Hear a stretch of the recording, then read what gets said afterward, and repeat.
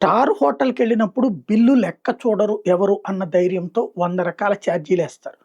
ఎవరో అడిగినప్పుడు చర్చొస్తది.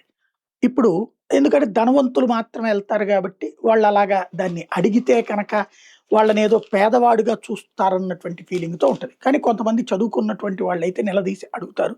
అప్పుడు కొన్ని ఛార్జీలు తగ్గించేదుంటది. ఎయిర్‌పోర్టుల విషయంలో గూడా అట్లాగే ఉంది. ఎయిర్‌పోర్ట్ ఫ్లైట్ ఎక్కే వాళ్ళందరూ ధనవంతులు గాదు. మధ్య తరగతి వాళ్ళు కూడా ఎక్కుతారు. పేదవాళ్ళు ఎక్కరు నేను ఒప్పుకుంటా. కానీ మధ్య తరగతి వాళ్ళు గూడా ఎక్కుతారు. టైమ్ కన్‌స్ట్రెయింట్‌ని దృష్టిలో పెట్టుకొని, అర్జెన్సీని దృష్టిలో పెట్టుకొని ఎక్కుతుంటారు. కానీ ఆ దోపిడీ విచిత్రంగా తయారవుతుంది. ఇప్పుడు ఇదంతా ఎందుకు చెప్పాల్సొస్తుందంటే ఇప్పుడు బోర్డింగ్ పాసులని కూడా స్పాన్సర్‌షిప్పులు అంటే దాని మీదన ఇప్పుడు బస్సుల్లో గనక ఎనక అడ్వర్టైజ్‌మెంట్ తరహాలో వీటికి కూడా పెట్టుకోవడానికి అనుమతి ఇవ్వబోతున్నారు అన్న ప్రచారం తెర మీదకొచ్చింది. నిజమో కాదో నాకు తెలీదు. నిజమైతే తప్పవుతది. ఎందుకంటే బోర్డింగ్ పాస్ ఆ సదరు కంపెనీ వాడు పెట్టుకోవాలి. దాంట్లో మళ్ళీ ఇంకోడెవడో స్పాన్సర్‌షిప్ ఇప్పటికి ఎయిర్‌పోర్టుల్లో జరుగుతున్నది ఈ విమానయాన సంస్థలు చేస్తున్న మోసాల్ని ప్రభుత్వాలు పట్టించుకోవట్లేదు. మేబీ మంత్రులకి తెలియకపోవచ్చు. ప్రభుత్వానికి తెలియకపోవచ్చు. విమానంలో ఇదివరకటి రోజుల్లో ఏంటంటే, నేను గతంలోనూ ప్రయాణించాను. ఇప్పుడు ప్రయాణిస్తుంటాను కాబట్టి నాకు తెలుసు. ఏం జరుగుతుంటది? ఒక విమానం ఎక్కడానికి మనం డబ్బులు కడతాము. టికెట్ ఆన్‌లైన్‌లో ఓకే అవుతుంది. స్టార్టింగ్ మనకి 2000 కనిపించేటటువంటిది అన్నీ కలిపి మనకి అదేదో బండి గనక కారు రేట్ ఒకటి రోడ్డు మీదకి ఆన్ రోడ్డు వచ్చేటప్పటికి ఒక రేట్ అన్నట్టుగా టికెట్ రేటు ఒక 500-1000 మధ్యలో వీళ్ళు రకరకాల ఛార్జీలేసేస్తున్నారు.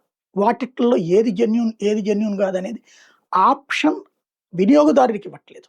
ఖచ్చితంగా ఫైనల్‌గా ఇంత రేట్ అయితేనే బుక్ అవుతుంది. ఒకవేళ మనం వద్దనుకుని ఆపేసుకుంటే మళ్ళీ వెనక్కి వెళ్ళామా, ఈలోపు రేట్ ఇంకో 200, 2000, 3000 పెరిగిపోతుంది. ఇది ఒక యాస్పెక్ట్. రెండవదొచ్చేటప్పటికి మరొక విచిత్రమైనటువంటి పరిస్థితి ఏంటి అంటే, ఫ్లైట్‌లో టికెట్టు కొన్న ప్రతి ఒక్కళ్ళకి సీటుంటది. ఈ సీట్ ఎట్లా జేస్తున్నారు, ఇప్పుడు రేట్లు ఫిక్స్ చేసేసారు. ఇదివరకు ఫస్ట్‌లో వీళ్ళకి కావాల్సిన సీట్ ఆప్షన్‌కి రేటుండేది. ఇప్పుడు ప్రతి సీట్‌కి రేటు. ఫ్రంట్‌లోది 700, మధ్యలోదైతే 600, చివరిదైతే 500, 400కి తక్కువ సీట్ రేట్ లేదు. మనంగా చూజ్ చేసుకోకుండా డైరెక్ట్‌గా ఎళ్ళామంటే ఒక ముగ్గురం కలిసి ఒకటే ఇది తీసుకొని వెళ్ళామంటే ఒకళ్ళకి ఒక మూల, ఒకళ్ళకి ఇంకొక మూల వస్తది. ఒకసారి టికెట్ తీసుకున్నప్పుడు లైన్ ఫిక్స్ చేయాలి గదంటే చేయదు. సీట్లని కూడా అమ్ముకుంటున్నారు. మనం ఎక్కడ సీటు ఎంపిక చేసుకున్నామో ఆ సీటుకి రేటు కట్టాల్సొస్తుంది వాళ్ళకి. ఇది ఇంకొక కోణం నడుస్తుంది.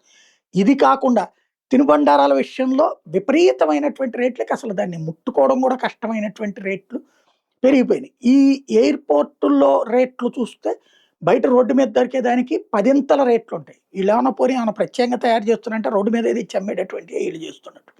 ఓవరాల్‌గా విమానయానం అంటే అదేదో ధనవంతులని దోచుకోవడానికన్నట్టుగా చూపెడుతున్నారు గానీ, ప్రజల్ని దోచుకుంటున్నారన్న సంగతి మర్చిపోతున్నారు.